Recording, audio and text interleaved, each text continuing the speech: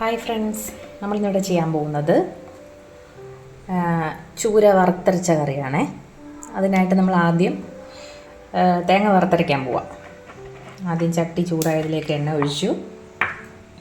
പിന്നെ അതിൽ നമ്മൾ തേങ്ങ, വെളുത്തുള്ളി അരിഞ്ഞത്, കുരുമുളക്, ഇഞ്ചി കൊത്തി അരിഞ്ഞത്, കുറച്ച് കറിവേപ്പില, ഉലുവ ഇത്രയും ചേർത്തിട്ടാണ് തേങ്ങ വറക്കാൻ പോകുന്നത്. നമുക്ക് ചട്ടിയിലോട്ടിടാം. വേണ്ടേ, ഞാനിപ്പം എണ്ണ ചൂടായതിലേക്ക് തേങ്ങ മൂപ്പിച്ചുകൊണ്ടിരിക്കുക. തേങ്ങ മൂക്കാൻ തുടങ്ങിയില്ല, ഇട്ടതേ ഉള്ളൂ. മൂത്ത് വരുമ്പോഴത്തേക്കും ചെറുതായിട്ട് മൂക്കാൻ തുടങ്ങുന്നതുവരേക്ക് നമുക്ക് പൊടികളൊക്കെ എടുത്ത് വയ്ക്കാം. ഓക്കെ, നമ്മൾ മുളക് പൊടി ഒരു കുരുമുളക് ഇട്ടേക്കുന്നുണ്ട്.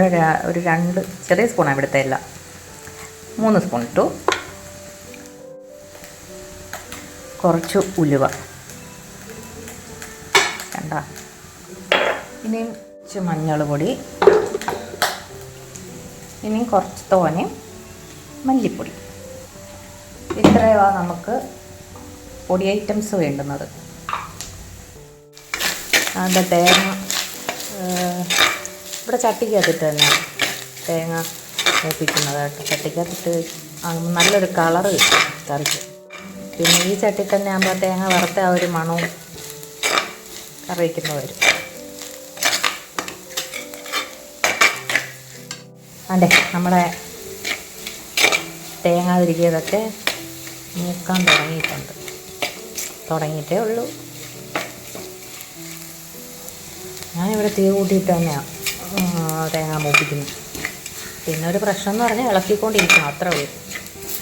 പെട്ടെന്നാവും. ഒരു 7 മിനിറ്റ് മാക്സിമം 7 മിനിറ്റ് കൊണ്ട് തേങ്ങ ഫുള്ള് മൂത്ത് കിട്ടും. ഇളക്കി നിർത്തരുത്. ഇളക്കി നിർത്തി കഴിഞ്ഞാൽ കരിഞ്ഞു.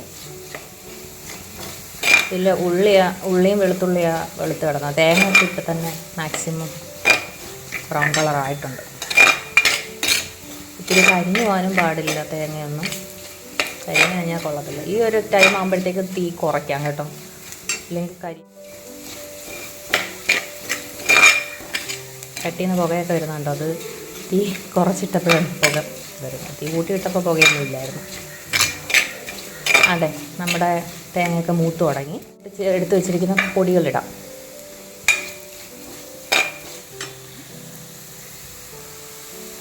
പൊടികളിടുമ്പോൾ തന്നെ ഞാൻ അന്ന് ഇങ്ങനെ ചെറുതാ പറഞ്ഞ കണക്ക് ആ സമയത്ത് തന്നെ ഉപ്പും നമ്മൾ ചേർത്ത് കൊടുക്കും.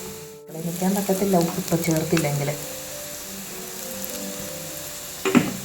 ഓക്കെ, ഉപ്പിട്ട് വീണ്ടും ഇളക്കി.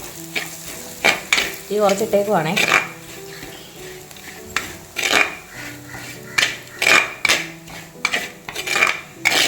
ഇപ്പോൾ തന്നെ ലൈവായിട്ട് നിങ്ങൾക്ക് പരുവം കാണാൻ പറ്റും. കട്ട് ചെയ്യുന്നില്ല, അതുകൊണ്ട് വീഡിയോ കണ്ടോ.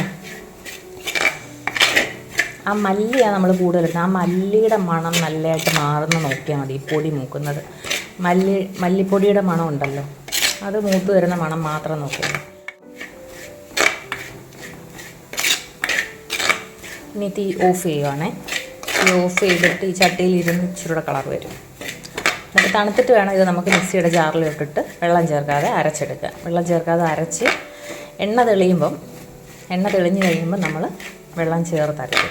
എന്നാൽ മാത്രമേ ആ വറുത്തരച്ച കറിയുടെ ഒരു കളറ് കറക്റ്റായിട്ട് കിട്ടത്തുള്ളൂ. അപ്പം ഞാൻ ഫ്ലെയിം ഓഫ് ചെയ്യുക. ഇതിൽ ഇവിടെ ഇരിക്കട്ടെ. ഓക്കെ, ആ തേങ്ങ വറുത്തത് തണുക്കുന്ന സമയം വരെ നമുക്ക് കട്ട് ചെയ്ത് വെച്ചിരുന്ന മീനാണ് കേട്ടോ. അത് നന്നായിട്ട് ഒന്നുകൂടെ കഴുകി വയ്ക്കാം. ഇരിക്കും തോറും ഇതിന് കളറിങ്ങനെ ചോര ഇങ്ങനെ ഇറങ്ങിക്കൊണ്ടിരിക്കും. എപ്പോഴേ വെള്ളത്തിലിട്ട് വെച്ചതാണ്. അത് നമുക്ക് പാത്രത്തിലോട്ട് മാറ്റാം.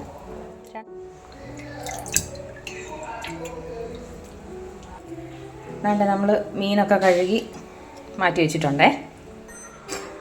നമ്മളിനി അരയ്ക്കാനായിട്ട് വേണ്ട മൂത്ത പൊടിയുടെ കളർ ഇപ്പോൾ കണ്ടോ ഇന്ന് ചട്ടിക്കകത്ത് കണ്ട ജാറിലോട്ട് അരയ്ക്കാൻ മാറ്റുവാണ്. ആദ്യം നമ്മൾ വെള്ളം ചേർക്കത്തില്ല. വെള്ളം ചേർക്കാതെ നല്ലതായിട്ട് അരച്ച് അതിൽ നിന്ന് എണ്ണ തെളിയണം. കാണിക്കാൻ എണ്ണ തെളിഞ്ഞ് വന്നതിന് ശേഷം മാത്രമേ നമ്മൾ ഇതിൽ വെള്ളം ചേർക്കുന്നത്. ഇനി നമ്മളിതിലോട്ട് കുറച്ച് എണ്ണയൊക്കെ തെളിഞ്ഞിട്ടുള്ളൂ, കാണാൻ പറ്റുന്നുണ്ടോ? ഇനി നമ്മളിതിലോട്ട് വെള്ളം ചേർക്കാൻ പോവാം. അതിൻ്റെ കുറച്ച് ആവി വരുന്നുണ്ട്, വെള്ളം ചേർത്ത് കാണുന്നുണ്ടോ അരച്ചത്. ഇത്രയേ ഉള്ളൂ. ഇങ്ങനെ അരപ്പ് മാറ്റി ഇങ്ങനെ എടുക്കുന്നു, അത്രയേ ഉള്ളൂ. വീണ്ടും നമ്മൾ ഫ്ലെയിം ഓൺ ചെയ്യാൻ പോവാണേ. ഓൺ ചെയ്തു. ചട്ടിക്ക് ചൂടുണ്ട്, വെള്ളമയമൊന്നുമില്ല.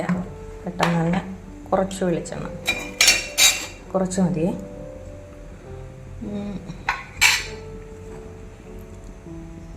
ഇതാണ്ട് ഇത്ര മതി. ഇതിൽ നമ്മൾ കടുവും ഉലുവയും, കടുക് കുറച്ചിട്ട് ഇച്ചിരി കടുക്, പിന്നെ വേണ്ടേ ഇത്രയും ഉലുവ ഇട്ടു. അത് പൊട്ടാൻ തുടങ്ങുന്നുണ്ട്.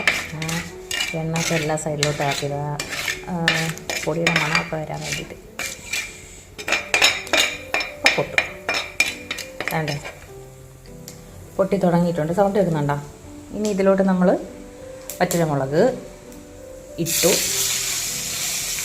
കുറച്ച് ചുവന്നുള്ളി കണ്ടോ, ഒരു കൈപ്പിടിയോളം ഉണ്ട്. എൻ്റെ ഇടയ്ക്ക് ഒരു പിടിയല്ല, ഒരു 1.5 പിടിയുണ്ടേ. അത് അരിഞ്ഞത് ഇതിലോട്ടിട്ട് അതെ കണ്ടോ, ഒന്ന് വഴണ്ടാൽ മതി. ഇതിൽ കിടന്ന്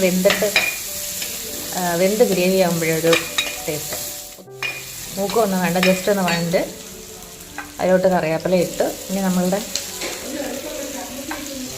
ഈ അരപ്പ് ഇതിനകത്തോട്ട് ഇടാൻ പോവാം. വേണ്ട, ഈ ഒരു പരുവത്തിന് അരപ്പ് നമ്മളാക്കി വെച്ചേക്കുന്നത്. ഇത്രയും വെള്ളം ചേർത്ത് അരയ്ക്കുന്നത്. ഇനി ഇതിലോട്ട് കോരിയിട്ട് കൊടുക്കും.